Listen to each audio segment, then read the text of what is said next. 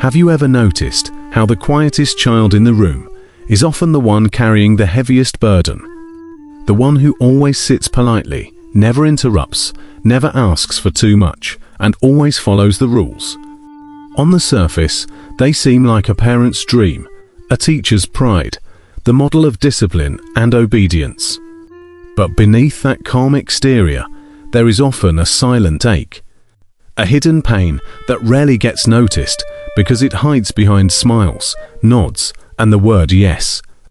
And the truth is, what looks like perfect behavior in childhood often leaves behind scars that are difficult to explain. This is the story of the obedient child.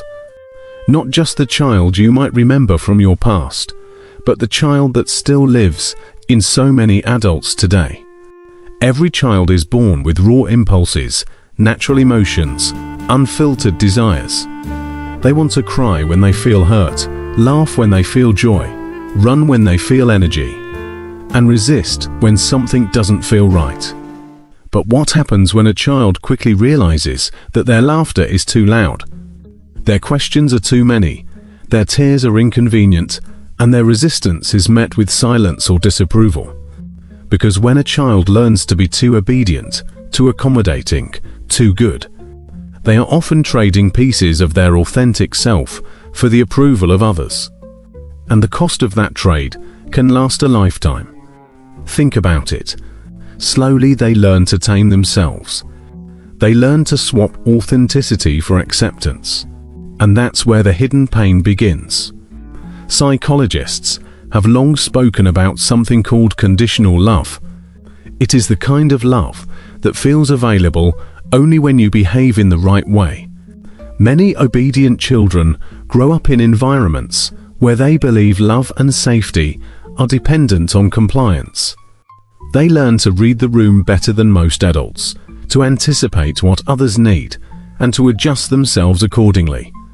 And while this may sound like maturity, what it often creates is a lifelong pattern of self-suppression. Here's the part that many people miss. Obedience in a child isn't always a sign of health. Sometimes it's a survival strategy, a way of ensuring that they won't be abandoned, rejected, or criticized. It's as if the child silently tells themselves, if I am good enough, quiet enough, helpful enough, maybe then I'll be loved. Now, pause for a moment and think about the adult version of this child. Maybe you know them. Maybe you are them. The adult who struggles to say no. The person who always takes on extra work even when exhausted. The friend who listens endlessly but rarely shares their own struggles. The partner who tries to avoid conflict at all costs. These are often the hidden faces of the once obedient child. But why is this so painful? Why does being good, being compliant, carry such a heavy cost? The answer lies in something called authenticity loss. Human beings are wired for expression. We are meant to cry, to argue, to laugh, to play, to question. When those impulses are repeatedly suppressed, the self fragments. The outer self becomes polished, agreeable, and composed. The inner self becomes muted, silenced, sometimes even forgotten. And over time, that inner voice whispers less and less until the person doesn't quite know who they are outside of pleasing others. I want to ask you a question. Have you ever wondered why so many adults struggle with identity, purpose, or self-worth? Could it be that their earliest lessons weren't about discovering who they were, but about shaping themselves into who others needed them to be? That's the silent inheritance of the obedient child. And here's something fascinating. Research in developmental psychology shows that children who are excessively obedient often score lower on measures of self-esteem later in life. Why? Because they were never given the space to build an identity separate from compliance. They were rewarded for erasing parts of themselves, not for discovering them. But let's go deeper. Imagine a child who desperately wants to draw in bright colors, but is told to stay inside the lines. Imagine a child who wants to ask why the sky is blue, but is silenced because the question is inconvenient. Imagine a child who wants to say, "I'm sad," but instead smiles because sadness is not welcomed. Over time, that child learns that self-expression is unsafe. And what's unsafe becomes buried. But buried feelings don't disappear. They transform. Sometimes into anxiety, sometimes into perfectionism, sometimes into a deep sense of emptiness that even achievements cannot fill. This is the paradox of obedience. Society praises it, parents showcase it, teachers reward it, but rarely do we pause to ask, what did that child have to sacrifice to be so good? Now, let's open a curiosity loop here, because the obedient child grows up believing that their worth is tied to performance, to helpfulness, to harmony. But what happens when the adult version of this child finally encounters a moment where obedience is no longer enough? What happens when they follow all the rules at work but still get overlooked? When they give endlessly in relationships but still feel unloved? When they remain quiet in friendships but still feel invisible? That's when the hidden pain surfaces. That's when the cracks begin to show. See, the story of the obedient child is not about childhood alone. It is about how early patterns echo through adulthood. It is about how silence turns into people-pleasing, how compliance turns into burnout, and how the quest for approval turns into a lifelong battle with self-worth. And yet, here's the most striking part. Many obedient children don't even realize the weight they're carrying, because to them, obedience is not a choice. It's an identity. It feels natural, automatic. They don't even recognize how much of themselves they've lost along the way. But let's not mistake this for hopelessness, because within the hidden pain lies a hidden strength. The obedient child learns empathy, sensitivity, awareness. They can read emotions. They can hold space. They can bring harmony into chaos. These are powerful gifts, but the challenge is this. Will those gifts always come at the cost of their own soul? Or can they learn to balance obedience with authenticity, kindness with boundaries, harmony with truth? The obedient child's journey is ultimately about reclaiming voice, about rediscovering that their value doesn't depend on constant compliance, but on their inherent worth as a human being. And this realization is not just healing, it is revolutionary, because when an obedient child finally learns to speak their truth, they don't just free themselves, they free generations that come after them. But here's where we go even deeper. Why does society reward obedience so heavily in the first place? Why do we smile at the quiet child and frown at the loud one? Why do we prize the easy student and label the spirited one as difficult?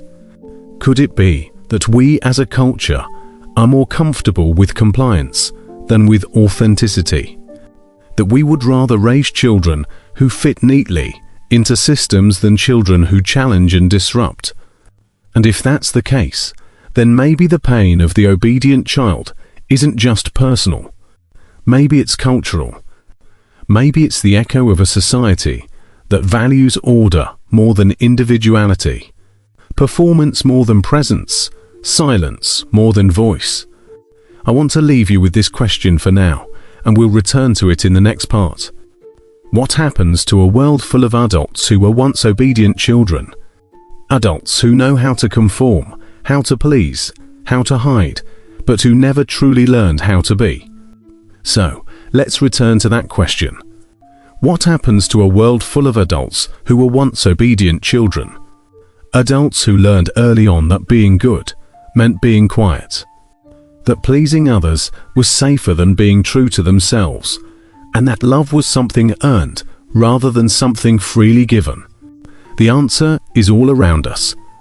It shows up in workplaces where people silently endure jobs that drain them, too afraid to speak up or step away. It shows up in relations where one partner gives and gives, hoping their sacrifices will finally be enough to secure love while their own needs remain invisible. It shows up in friendships where someone always listens but rarely feels heard, always comforts but rarely receives comfort.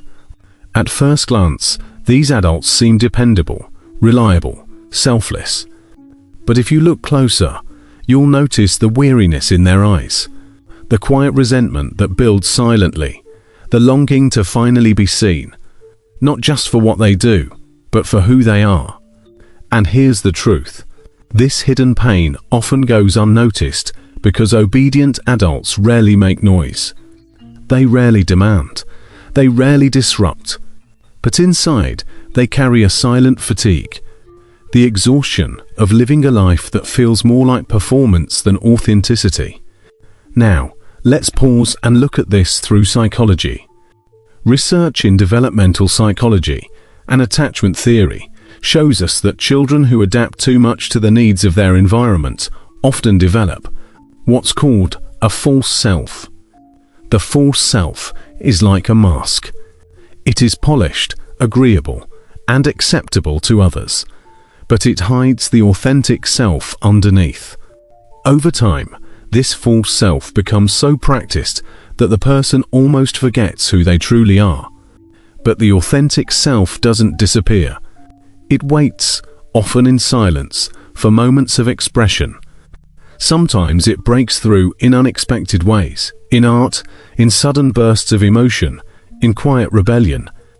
Sometimes it waits for years, until adulthood offers enough safety to finally risk being real. And this raises a profound question. How do you rediscover your authentic self after years, maybe decades of obedience?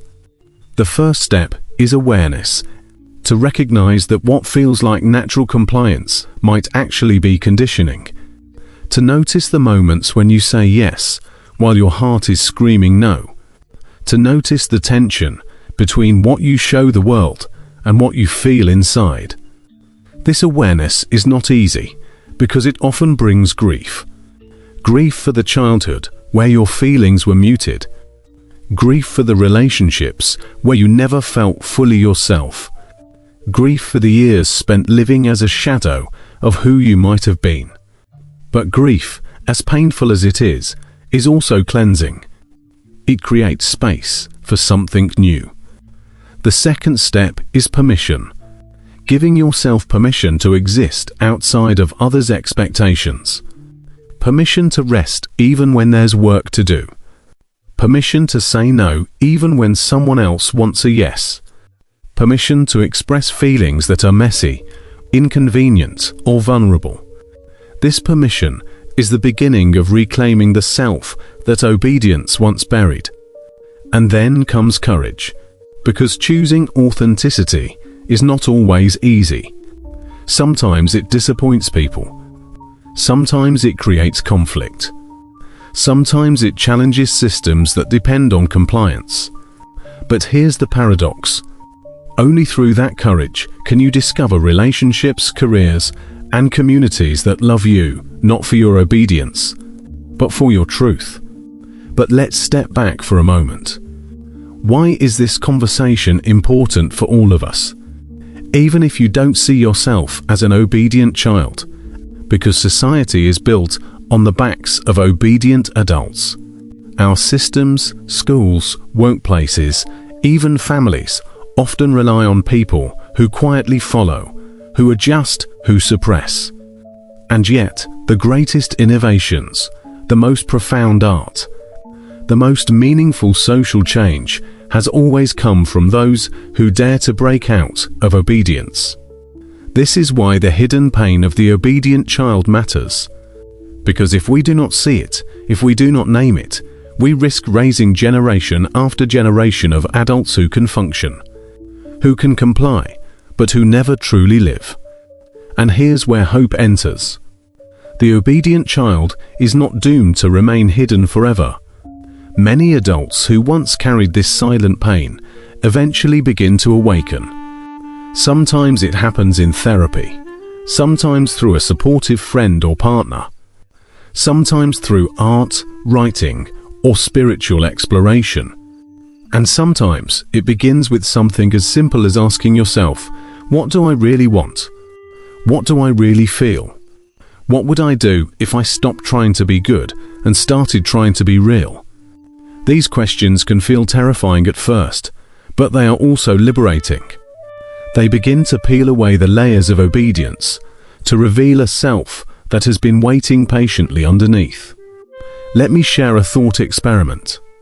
Imagine a child who never had to earn love by being obedient. Imagine a child who could express sadness without fear, joy without shame, anger without rejection.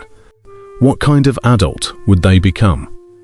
Likely someone with a strong sense of self, someone able to balance kindness with boundaries, someone unafraid to challenge and create. Now, imagine if we, as adults, could give that kind of space to ourselves, to reparent the obedient child within us to whisper, "You don't have to be perfect. You don't have to always say yes. You are worthy simply because you exist." This shift is not just personal, it is cultural. Because every time one obedient child turned adult chooses authenticity, they give permission for others to do the same. They model a new way of being, one where love is not earned through compliance, but shared through truth. And maybe this is the hidden gift inside the hidden pain. That those who know the cost of obedience also know the value of freedom. That those who once silenced themselves can one day become the fiercest advocates for voice, not only for themselves, but for others. But let's not pretend this is easy. Breaking patterns of obedience can feel like betrayal.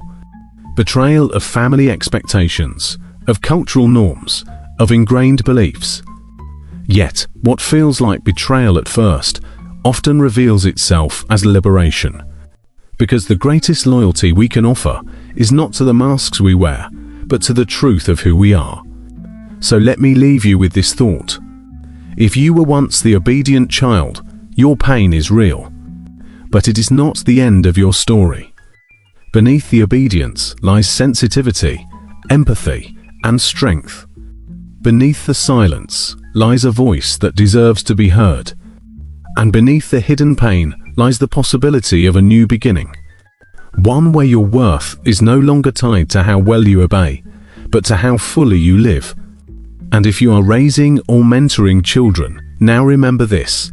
The goal is not perfect obedience.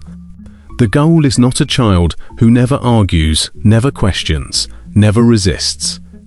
The goal is a child who feels safe enough to be themselves. Because that child will grow into an adult who doesn't carry hidden pain, but who carries the light of authenticity into a world that desperately needs it.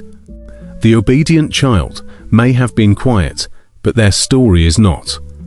Their story is the story of countless adults learning slowly, courageously, to step out of the shadows and into the fullness of who they are.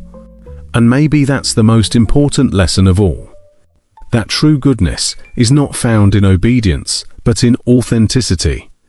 That true love is not earned but given.